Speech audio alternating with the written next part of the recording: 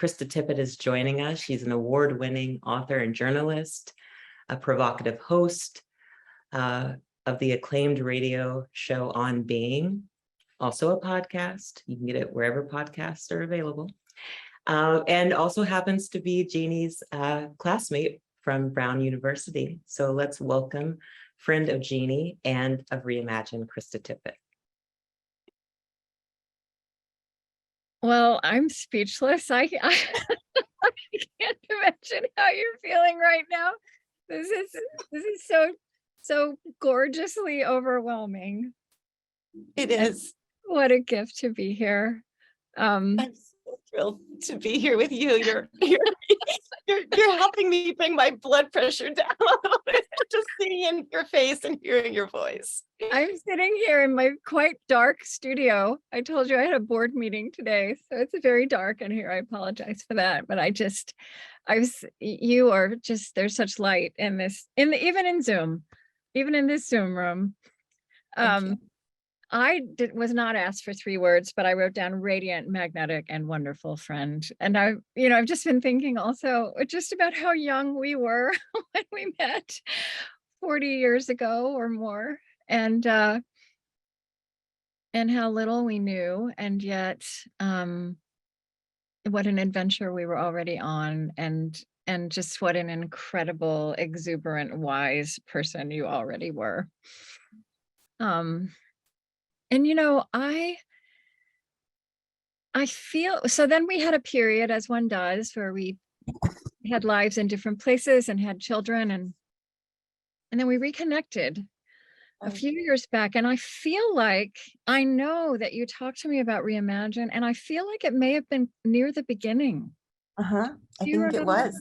Yeah. I think it was, because I think we reconnected, I don't know, maybe around our 25th anniversary, whatever, reunion or something. Oh, right. And then shortly after that, I think then we started, Reimagine. I was sort of percolating, and then I think when we were at Brown on a panel together, we talked about it. I totally forgot about. You're right. That's it. I forgot about that. Yeah. So I was just, I'm always interested in the origin story, and it was just so clear to me then.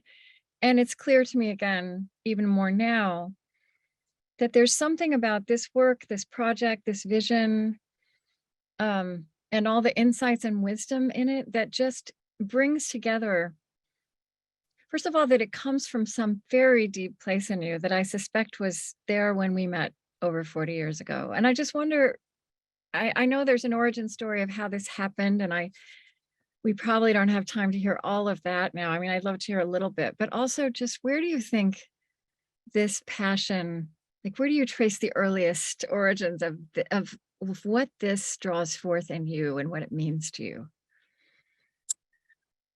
So, I mean, the sort of thumbnail version, right, is that I grew up in a family where we really didn't talk about death, even though death sort of loomed over the family. My mother, as she mentioned earlier, had lost her mother at a very young age. And they hadn't talked about it when my mother was a teenager, and we didn't really talk about it. And then I had children. I thought, oh my God, I don't know how to talk about this. Yeah. And I spent a lot of years, Peter and I in our early years together, spent a lot of years in a spiritual community where the whole idea was to wake up, was to awaken. And, I think when things live in the dark, they don't grow. We can't wake up to what is in the dark, what's in the shadows. And, people say, if you grow up with secrets or things in the dark, you become a psychologist. So that's what I did. But somehow my psychology training didn't really get to this topic. It just doesn't. Right. And for me, I needed to go deeper. So I started volunteering for hospice and getting training as a chaplain and working with an incredible group here in New York called What Matters, led by a dear friend, Sally Kaplan, and to help people have the conversations that Frank was talking about earlier. Mm-hmm. And, it really comes from a place of wanting to wake up to what the truth is in our lives. And, I've heard Frank say something like, if you try to wrestle with reality, you'll lose every time. Mm. This is the reality. So how do we live? How do we wake up into that? And I feel like reimagine sort of appeared, in my car radio as a way of helping me Mm. and other people wake up to this truth. We just came off the Jewish holidays, and one of my rabbis, Felicia Saul, was talking about what it means to hear the shofar. And the shofar, that ram's horn, is supposed to wake us up. And one of the things she said this year, is that can it wake us up to the gap between how we are today and how we wish to be? Yeah. And I think for me, death serves as that kind of wake-up call. I think it can for all of us. And not knowing how to be with that really sort of plunged me into, like the deep end in a big way. That what you're working with the reality of death as a way to be more fully alive, right? Like that's the paradox. That there's a phrase that I think this is from the you knew I would do my homework. There's a phrase, I think it's on the Reimagine website, about, oh, you're here to reimagine a world in which our lives are enriched by an ongoing relationship with mortality. It also occurs to me, I mean, here we all are in I'm not sure what, I think it's October 2022, and we've been through these years in which the ground shook beneath all of our feet. And I think collectively we've been faced with the fact of our mortality in a new way, and also the absolute centrality of care and caregiving, when we have to ask what is essential and what is non-essential. Yeah. And so I've just been thinking about that today, thinking about being here tonight, because I feel like what you and this community have been, it's digging your hands and hearts into, and also approaching pragmatically, is really about our whole life together, right? It's really about the state of our species. I mean, this feels like kind of an obvious question, Jeannie, but I really want to ask it anyway, which is, in this same time in the life of the world, you have encountered your own mortality with a whole different edge of clarity.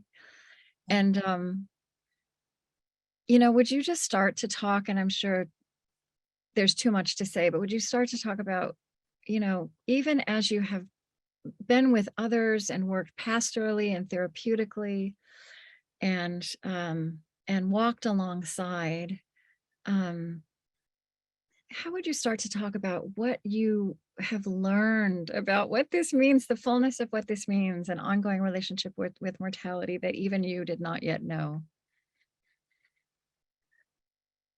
I think even when sitting with someone who's dying,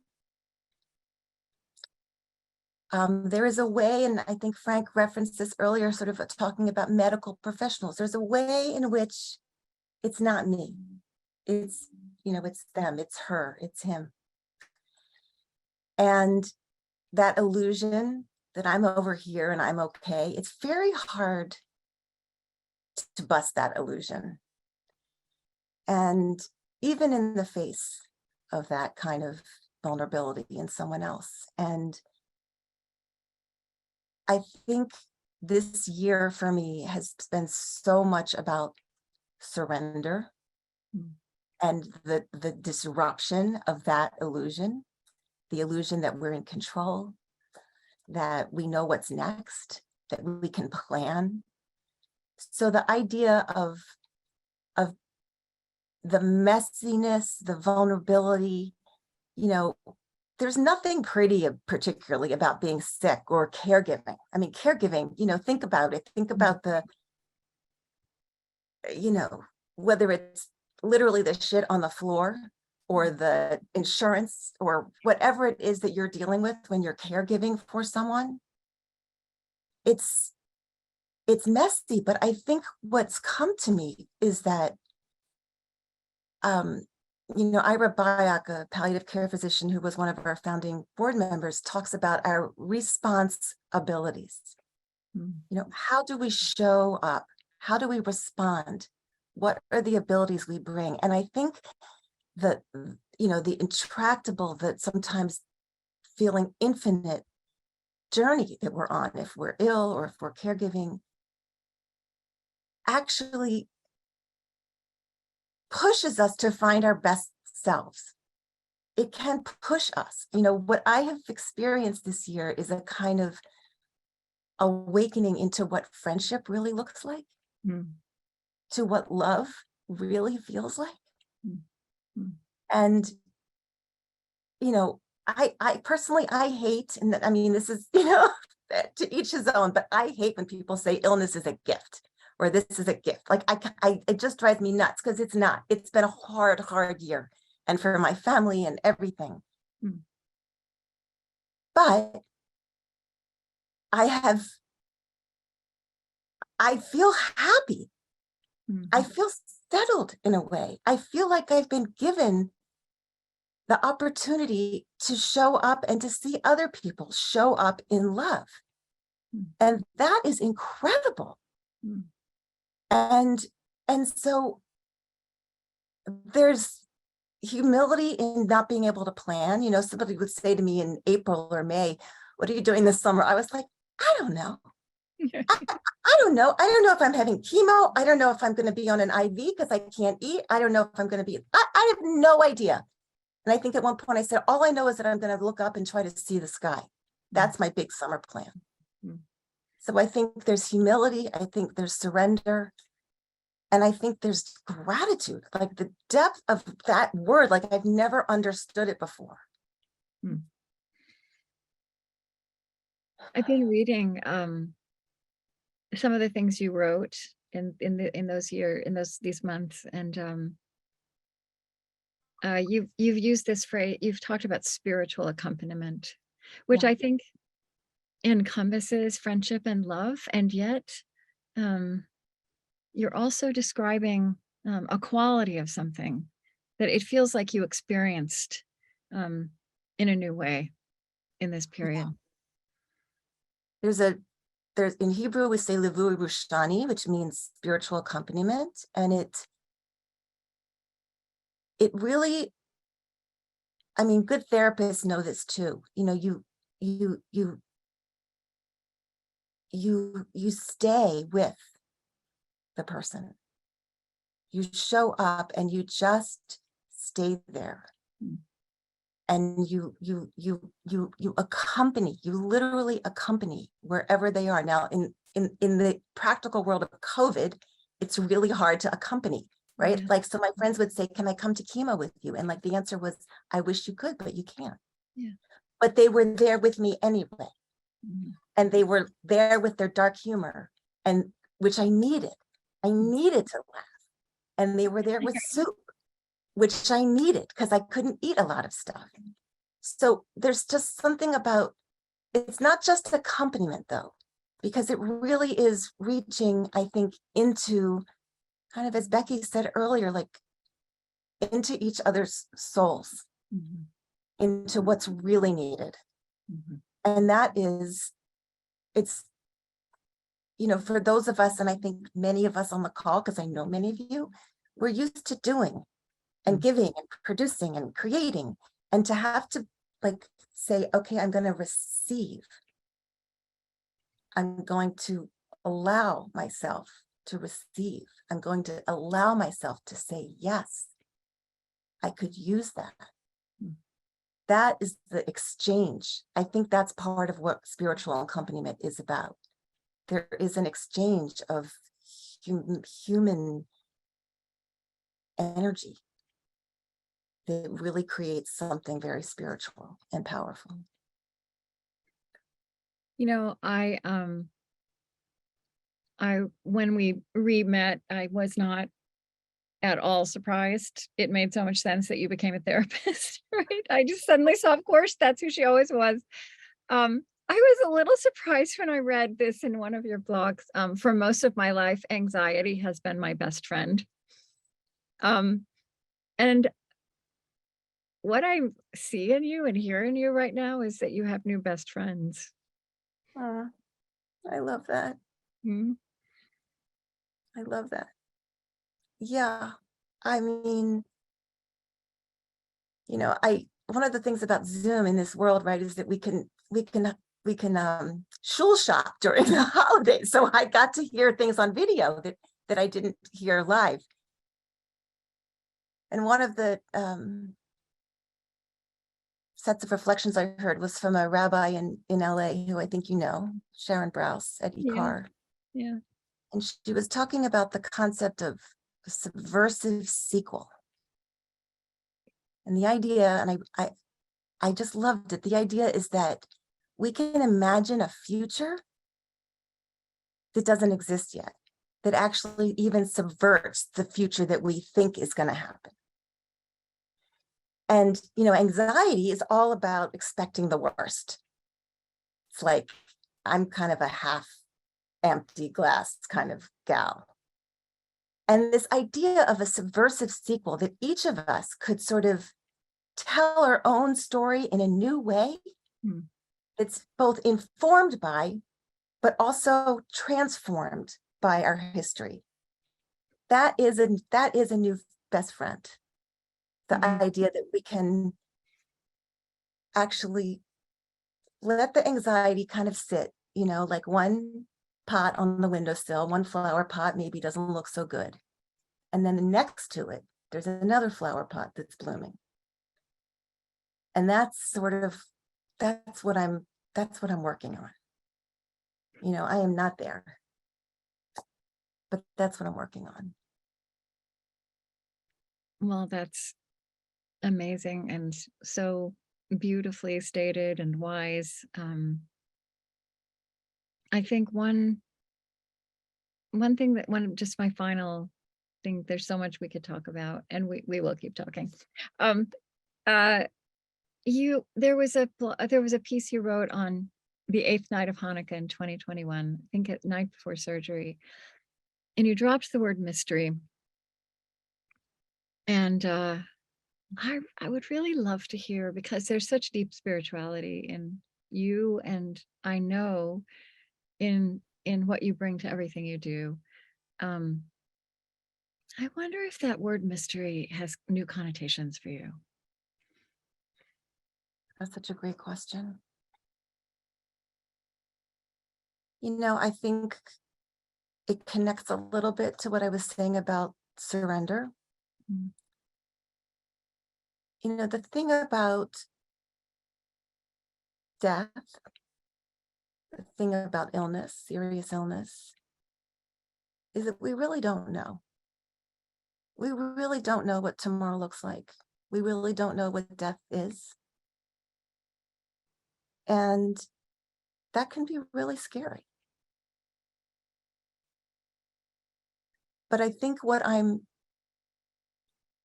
recognizing in a new way is that,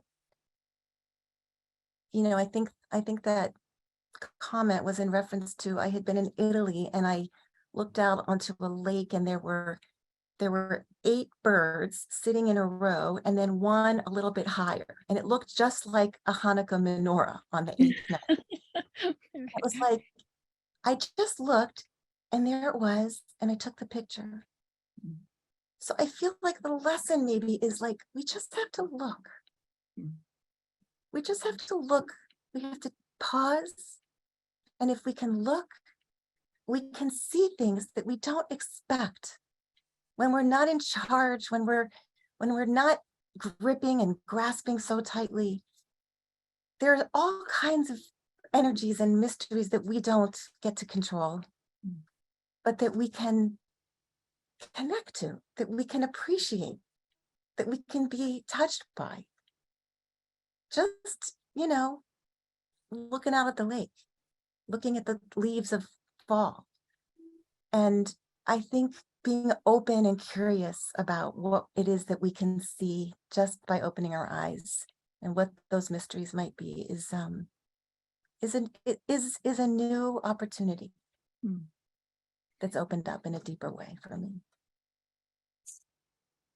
Well, I just want to, it's been so beautiful to experience all the love around you and all these incredible people in your life and what you've meant to them. And, it's a beautiful thing. After these 40 years to get to experience this, to get to experience you surrounded by this community and such a reflection of your love and care and brilliance and fun kind of reflected in them. And it's you I see. So I know I'm speaking for everybody and everybody else has said this, how grateful I am that you're in the world and that I know you and for your beauty and wisdom. And it's a great honor. I want to thank your friends at Reimagine for inviting me to be here tonight. I love you. I love you too. You are a friend. You are